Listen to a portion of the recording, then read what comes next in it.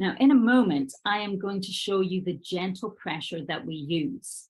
But first of all, we are going to look at the misconceptions and see what is going on.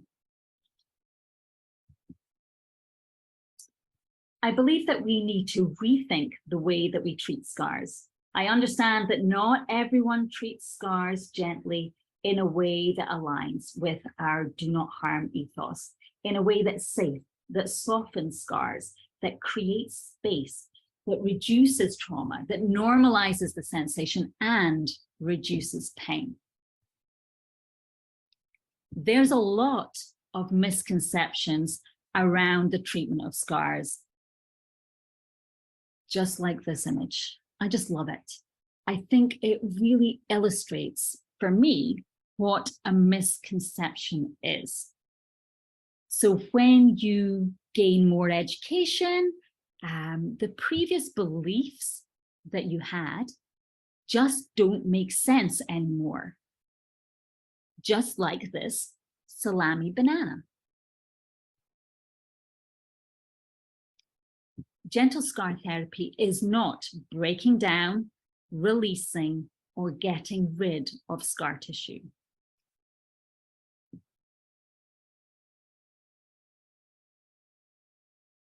So when someone comes in, a client or another professional that says, oh yeah, my physio told me that you treat scars, so I've come in for you to break down my scar tissue, I can make a really good guess that they are most likely expecting some heavy techniques just because of the language that they've used. That language implies destruction in some way. So heavier techniques include cross-fibre friction and multi-directional friction.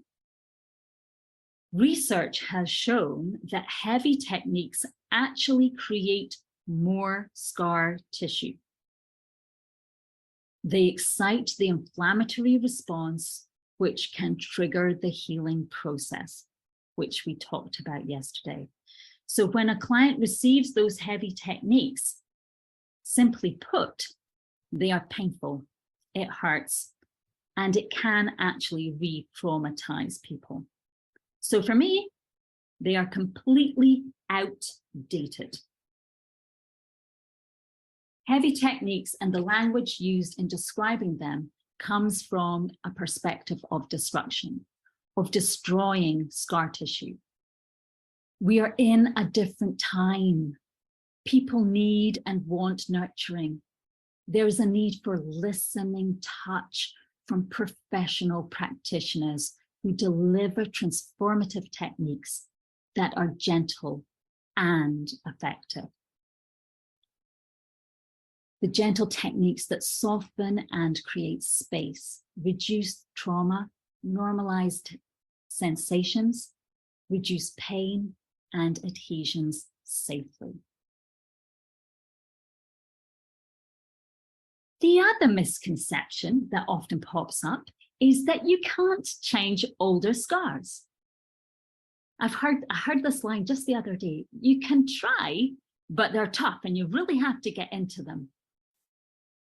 I have treated scars that are 60 years old and I've made a difference.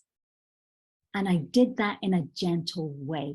You can make a difference to any age of scar, whether it belongs to a young baby or an elderly client, and every age of person in between and every age of scar.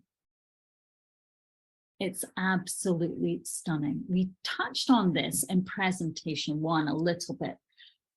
We know that there are 4 different stages of healing, and they can all happen within one scar at different times simultaneously. So it isn't necessarily true when somebody comes in and says to you, my scar is 6 weeks old or 8 weeks old, and you must treat it now. There's this unwarranted sense of urgency that you must treat scars as quickly as possible.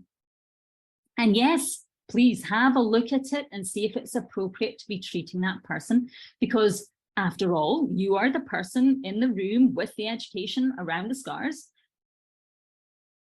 But for me, it highlights a danger in people learning self-massage, especially from YouTube or people who do not practice gentle scar therapy.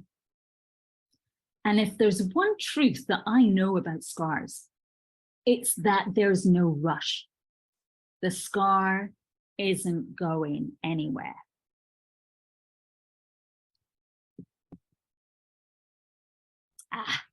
This is another myth. Oh my gosh, it's a good one. The bigger the scar, the bigger the trauma. Okay, what do you think? They're like not typing, but I know that in your head you're going, no, you're shouting at the screen. No, it's not true. And you're right, it's not true. And just because a scar is large, it doesn't necessarily contain more trauma or potential emotional reaction than a very small scar. Trauma is incredibly individual and personal, and we need to be very careful of judging others, especially when it comes to the size of scar that they have. Now, this is one that we touched on in presentation 1 as well. It is the misconception that people have to learn to live with their scars. Well, I just don't hold with that at all. I believe that there is always something that we can do to help. Now, I'm going to show you the exact pressure that we use in gentle scar therapy. So it's a physical little exercise. So if you're wearing glasses, take them off. You're going to close your eyes and you're going to put your finger on your eyelid, your closed eyelid. And just know that that is the pressure that we use in our treatments.